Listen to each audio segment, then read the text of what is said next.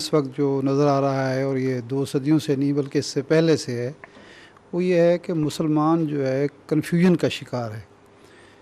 کسی موضوع 4 تو مذاہب جو ہیں وہ تو ایک یا 5 بلکہ کہنا چاہیے وہ تو نون ہیں، سب جانتے ہیں، لیکن کسی بھی ایشو پر جو ہے اتفاق رائے، جسے امت کا اتفاق رائے یا اجماع کہنا چاہیے، وہ نہیں ہے.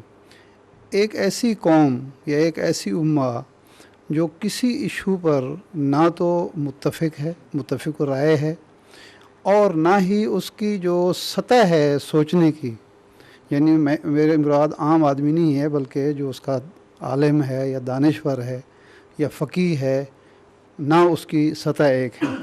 تو اب غیر سے مقابلہ یا مقابلہ نہیں کہنا چاہیے، دوسری تہذیب پر کو قبول کرنا یا اپنی تہذیب کو اس کے لیے قابل قبول بنانا تو بعد کا مرحلہ ہے. یہ امت کے اندر جو انتشار کی ذہنی انتشار کی کیفیت ہے اور یہ صدیوں سے ہے. اس کا علاج کیا ہے کہ جب تک یہ نہیں ہوگا، آپ کے سامنے ہے کہ 3 ریاستیں وجود میں آئیں، وہ اسی لیے ہمیں ناکام نظر آتی ہیں کہ وہ اپنی جو رائے تھی لے کر آئیں، وہ نہ تو اسلام کے تقاضوں کے مطابق تھی، نہ عہد حاضر کے تقاضوں کے مطابق تھی. تو آئندہ بھی اگر اسی طرح ہی ہوتے چلے جانا ہے تو پھر علاج کیا ہے اس کا؟ دیکھیے، اس کی وجہ پہ آپ غور کیجئے. وہ کیا وجہ ہے؟ وجہ یہ ہے کہ سیاست مقدم ہے. یعنی یہ نعرہ ہے کہ ہم کو ایک اسلامی حکومت قائم کرنی ہے. یہ کہ اسلامی حکومت معاشرے کے بطن سے پیدا ہوتی ہے اور پہلے معاشرے کی تعمیر کرنی ہے، یہ نعرہ نہیں ہے. چنانچہ تعلیم کو کبھی موضوع نہیں بنایا گیا.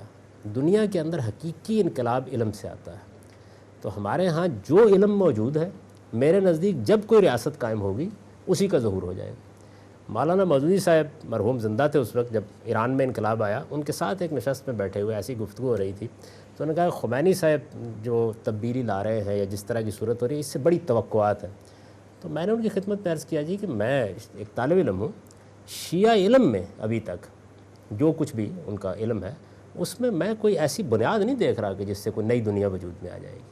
دیوبندی علم اسی جگہ کھڑا ہے جس طرح وہ ہے. یعنی آپ دیکھیے، کمپیوٹر میں اور دوسری زبان سیکھ لینے سے اس سے کچھ نہیں ہوتا. آپ کے اپنے علم کے اندر کیا یہ چیز پیدا ہوئی؟ آپ کو جو چیز وحدت فکر دے سکتی تھی، جو بے شمار اختلافات کے اندر ایک سر رشتہ دے سکتی تھی، وہ قرآن مجید تھا. میری بات شاید گراں گزرے، لیکن میں عرض کرتا ہوں کہ پچھلی 12 صدیوں سے کم و بیش قرآن نہ آپ کے علم کا محور ہے، نہ آپ کے عمل کا محور ہے. اسی لیے میں نے عرض کیا تھا کہ ہمیں اصل میں مذہب میں ریفارمیشن کی کوئی ضرورت نہیں. وہ تو ہمارے پاس موجود ہے، اللہ کا دین. ہمیں ضرورت اس بات کی ہے کہ ہم اپنے علم کی بنیاد قرآن مجید کو بنائیں. اس وقت میں نے عرض کیا اسی لیے کہ 13,000 کے قریب مدارس آپ کہتے ہیں کہ موجود ہیں. ان میں اچھے مدارس آپ دیکھ لیں 100 200 500 ہوں گے. ان کے نصاب تعلیم کا جائزہ لے کر دیکھیں تو اندازہ ہو جائے گا کہ آپ کیا پیدا کر رہے ہیں. تو جو آپ پیدا کر رہے ہیں وہی ہوگا. اس لیے میں اس جانب توجہ دلانے کی جسارت کر رہا ہوں کہ سیاست اصل میں کیا چیز ہوتی ہے. سیاست موجود حقائق کو رونما کرنے کا نام ہے. اس میں نئے حقائق پیدا نہیں کیے جا سکتے. نئے حقائق ہمیشہ علم اور تعلیمی انقلاب سے پیدا ہوتے ہیں.